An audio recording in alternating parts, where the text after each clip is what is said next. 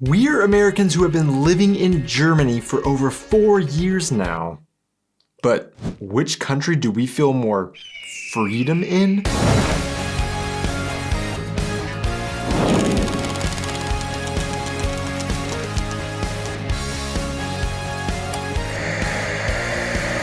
Hey guys, and welcome back to our channel. I am Donnie, and along with my wife Aubrey, we are two Americans currently living in Germany with our baby, sharing all of our experiences living and traveling throughout Europe. The topic of freedom is honestly a complicated one. I mean, how do you even define freedom? Well, of course there are literal definitions of the word freedom, but how a country, culture, or society defines that freedom can be very different from others. For example, in the US, the idea of freedom is significantly dependent on the individual experience and freedom from rules or regulations that keep you from doing what you want to do. Maybe that means someone else is bothered because of the freedom you express, but that's American freedom. In Germany, we've experienced that freedom is generally much more collectively thought of and less based on what an individual can have or do. This may mean rules in place that for an American feels like a restriction on personal freedom, but it actually guarantees more comfort or enjoyment for the masses, I guess you could say. So can Americans who were born, raised, and had the American individual idea of freedom ingrained in us feel more free in Germany, where people often complain about cumbersome bureaucracy and rules for seemingly everything? And are there specifically any freedoms that Germany has that the land of the free doesn't have? Well, that's exactly what I'm going to talk about today in my video. Is it really the freedom they fear, or just drinking a public beer?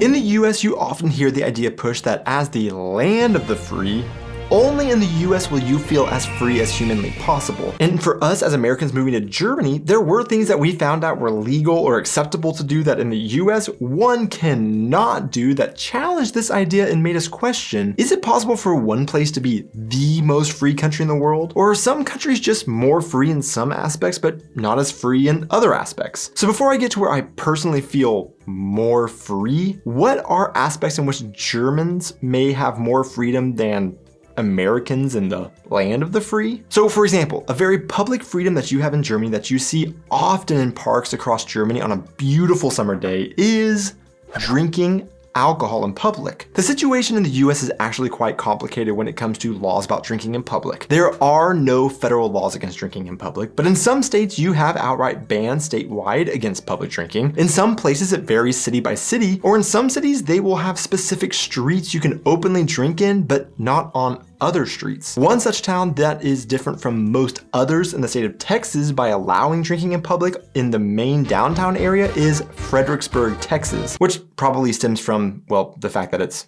extremely German. Welcome to the #1 celebration in Fredericksburg, Texas, Oktoberfest. But this is where you get the whole brown bag over alcohol bottle stereotypes trying to hide that you're drinking in public, whereas in Germany, this is completely unnecessary. Or sticking to the drinking theme, even the fact that you have the freedom to buy beer and wine so much younger, namely at 16 in Germany, whereas in the US you don't have the freedom to buy it until 21, is a huge difference. It is generally accepted in the US that Europe as a whole is looser with its acceptance of nudity compared to the historically more Protestant ideals of the US, but in Germany, it is so much more than just people being naked. Nudity has some roots in a declaration of freedom against a regime restricting personal freedoms. Nudism was particularly popular in East Germany, or German Democratic Republic as it was known. It was secretly considered a form of escape from the uniforms, marches, and conformity of the communist state. Still to this day, Germany has significantly more freedoms when it comes to when and where people are allowed to be in the buff, and you will find nothing but skin at times on rivers, lakes, at saunas, some parks, and even now at some public pools where topless swimming is acceptable. Unlike in the US, where getting naked can lead to big trouble outside of very fringe nudist communities or inside your own home where nobody else can see you. Real quick, I want to remind you guys that we now have Passport 2 merch, and I have links in the description of the video where you can go to check that stuff out. I also want to take a moment to thank all of our patrons over on Patreon for their continued support throughout the years. I truly can never express my gratitude enough. If any of you are interested in joining our Patreon, I also have links to that in the description. But if the rest of you guys wouldn't mind hitting those like and subscribe buttons and leaving a comment on this video about what you like, that also goes an enormous way in supporting our channel, and I would really appreciate you doing that. But now let's get back to the video. One of the most important freedoms in the US is to be able to go wherever you want, when you want. But there are limitations on movement that you don't really realize you have in the US until you move to someplace like Germany, and suddenly you do have more freedoms of movement than we used to have. For one example, in the US, most states have a castle doctrine law codified into their legislation, which allows people to defend themselves with reasonable force or even deadly force in their homes or a place of business. And these people do not have a duty to retreat from a private property that is owned or leased by such an individual when they have a reasonable belief they need to use deadly force to protect themselves. These laws are going to vary from state to state and are very complicated aspects of law. But yeah, you very generally have a reason to be scared going on someone's private property, and there would never be a public path crossing someone's private property. When we first moved here, we noticed right away the walkways, trails, and paths that zigzag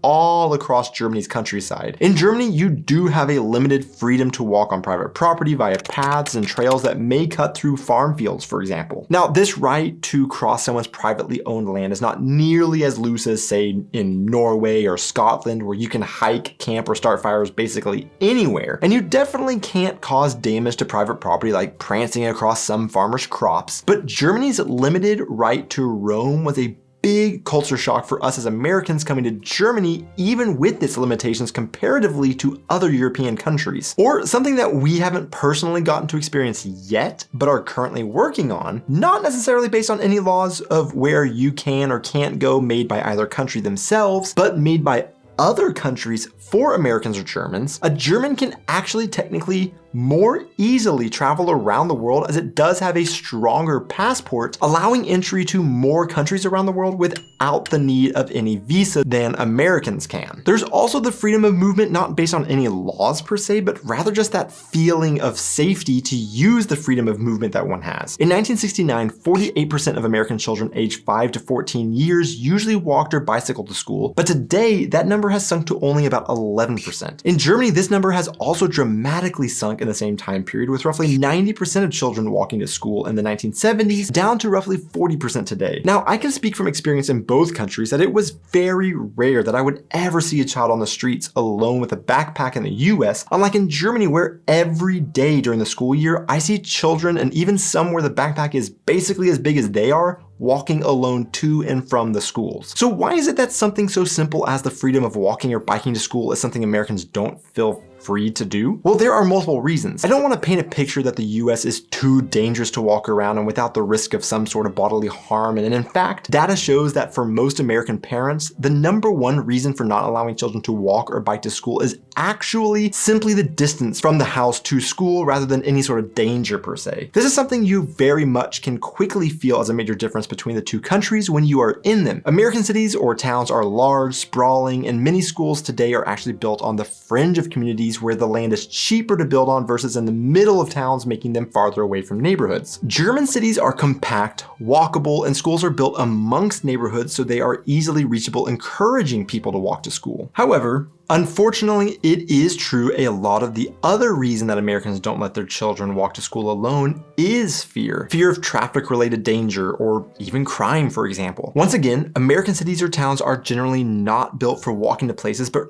rather for driving.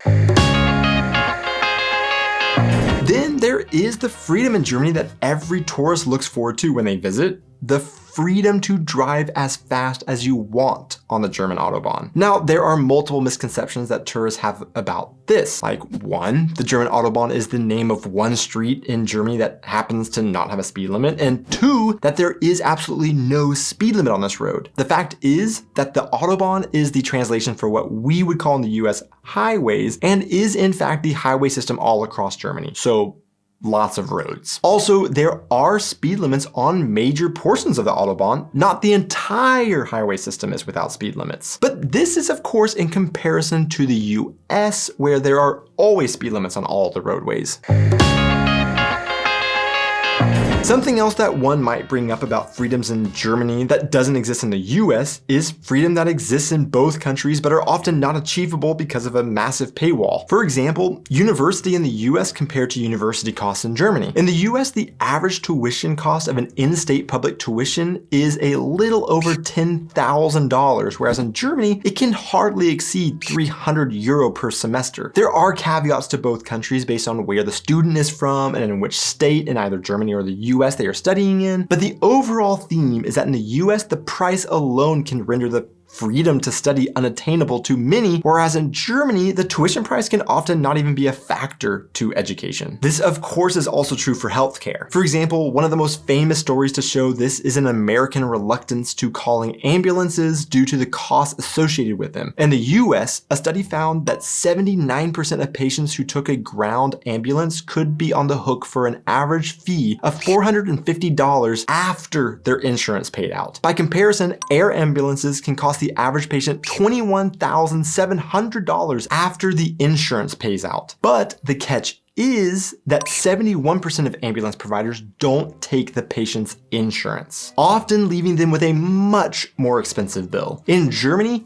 everybody feels much more freedom to call an ambulance because if a doctor says you need immediate treatment, i.e. in emergencies, transport to hospital is free. Otherwise, you usually pay 10% of transport costs from a minimum of €5 up to a maximum of €10. For an air ambulance, the same conditions apply as for normal ambulance transport. When we had our baby, we also experienced a much greater freedom in Germany to take care of our baby that you just don't get in the US, and that is the maternity and paternity leave we received. In the US, the only protection that mothers or fathers have is possibly 12 weeks of unpaid leave that is there just to protect their jobs. However, employers can give more time or payments if they want to after an employee has a child or adopts one. In Germany, Aubrey took 1 year of paid maternity leave, and I took a couple of months of paid paternity leave even as a self-employed individual. In Germany, this affords parents a freedom to care for a child that in the US, depending on economic status, one may not be able to do and may have to go to work immediately after having a baby because they can't afford to have 12 weeks of no pay.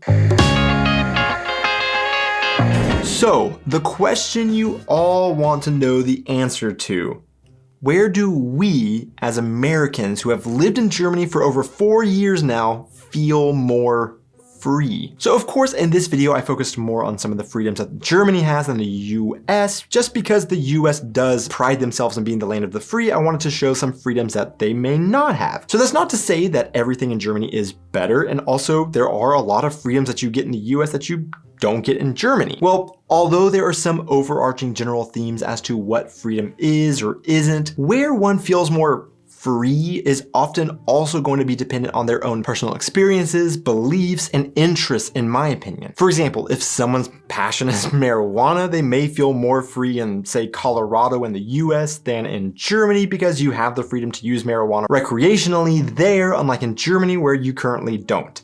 Emphasis on currently. But I guess I would say, speaking for me personally, in most cases, even with all the great things I've talked about in this video, I do still feel more free in the US. However, there are also aspects that make me feel more free in Germany. But this is an ever-evolving subject for me, and sometimes my feelings can change even from day to day. But I would love to hear all of your thoughts in the comments below on this subject. To see who made it this far into the video, the random question of the week is: what sport is the most boring to watch? Thanks so much for watching the video, guys.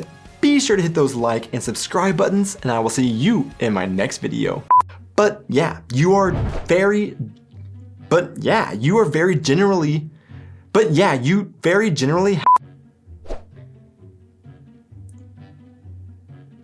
Oh, I was supposed to be saying all that stuff. Personal experiences, beliefs, and interests in my personal experience. Blah, blah, blah, blah, blah.